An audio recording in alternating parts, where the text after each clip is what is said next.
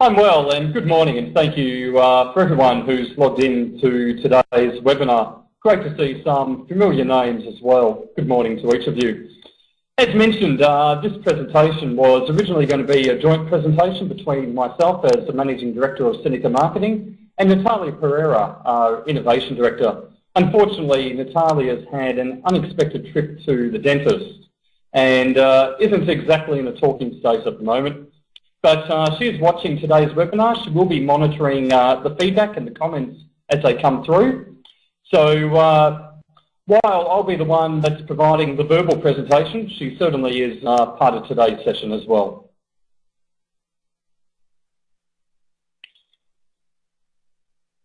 I'd like to begin by looking at a number of elements that we'll be covering through today's presentation. And as Natalia has just mentioned in the feedback, please do feel free to leave your comments as we go through. Today's presentation is fairly substantial. It covers a lot around marketing theory. And based on the feedback that's come through, we're also going to be covering some specific marketing and communication tools as well. And thank you to everyone that submitted their feedback in terms of the content they would like to see today. So first of all, we'll look at the context around a marketing plan. What is required to develop effective marketing plans, particularly looking at the research and the capturing of data. We'll be moving into the strategy, so how we utilise that data and turn it into something that actually means something for your organisation. And then we'll look through how to actually translate those into actions. A strategy is only as effective as its implementation. So we'll be looking at how that can be implemented to ensure that you're able to measure those results and deliver the outcomes that you have identified. And as we go through, we'll also looking at we'll be looking at a number of elements and communication tools that are available. Yes, the slides will be available after the webinar as well. And Sarah, at the end of today's presentation, will be discussing that process. Okay, first of all, everyone, I just want to, there we go, we've done that, we've taken the camera off just so we can focus on the presentation at hand. So I'm just going to make that full screen for everybody, and then we'll bring Alex back up at the end while we go through some Q&A. So back over to you, Alex. Thank you. On the presentation currently is the formal definition of marketing. I don't want to spend too much time on this in particular, but one of the big challenges marketing has as a profession is the definition of what marketing actually is.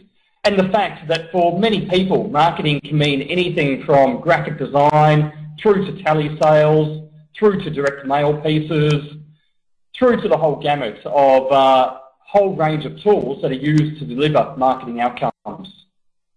But what marketing actually is the strategies that are used to create value. And this is ascertained by understanding your organisation's context and how to reach and influence your stakeholders.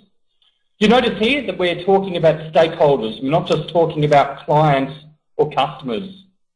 The reason being is that particularly in a not-for-profit context, but also in a business context, you're dealing with more than just your end customers. You need to look at how you interact with business partners, funding partners, how you work with your suppliers, distributors, the whole gamut of the people and the processes that are used to deliver what it is that your organisation delivers. It might be a good time to actually stop for a poll just to gain some insights in terms of the roles that each of you undertake in your respective organisations. So I'll pass across to Sarah, who will undertake our first poll for this morning. Great. So we're asking people what their core responsibility is within their organisation. Is that correct, Alex? That is correct. Okay. So here we go. We've got 7 different options here. So perhaps you're a general manager or a CEO. Perhaps you focus on the marketing, comms and PR side of things. Sales, membership, sponsorship are also options. Or other, or perhaps your role is a bit of a hybrid and you wear a lot of hats like a few of us do.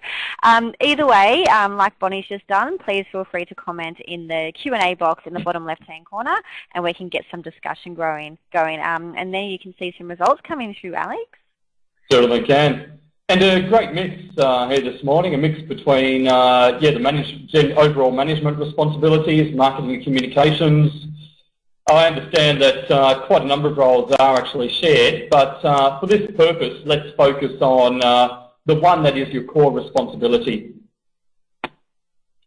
And fundraising is another possibility as well.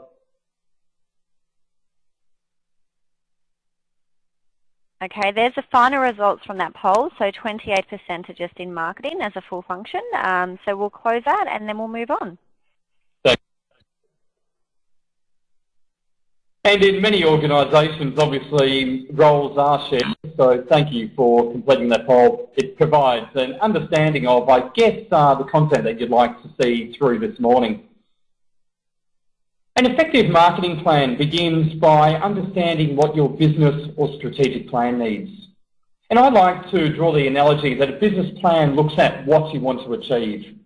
So where your organisation wants to be in the next 12 months, where your organisation wants to be in the next 3 years. And a business plan, of course, is a top-level document. It connects all the various arms of your organisation or your business to provide a cohesive direction. Underneath the business plan, you then have a marketing plan, looking at how you can actually deliver those outcomes and the vision that has been identified by your organisation. So the marketing plan looks at how you actually deliver those outcomes. So it looks at components like the marketing mix.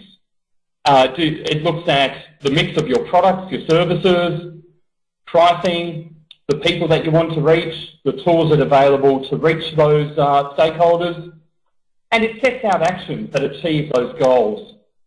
So marketing should be quite measurable in terms of what it is that you want to identify and look at the actual actions that you want to achieve that you can use to achieve those goals.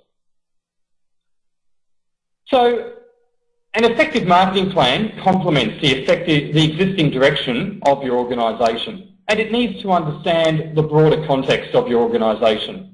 And this is where it's very important to build on strengths. It's very important to build on what it is that you're already undertaking effectively and what can be leveraged to provide new opportunities. Likewise, it provides an opportunity to mitigate any weaknesses that may exist. So ensuring that you're able to build on strengths and minimise any threats that may occur through weaknesses.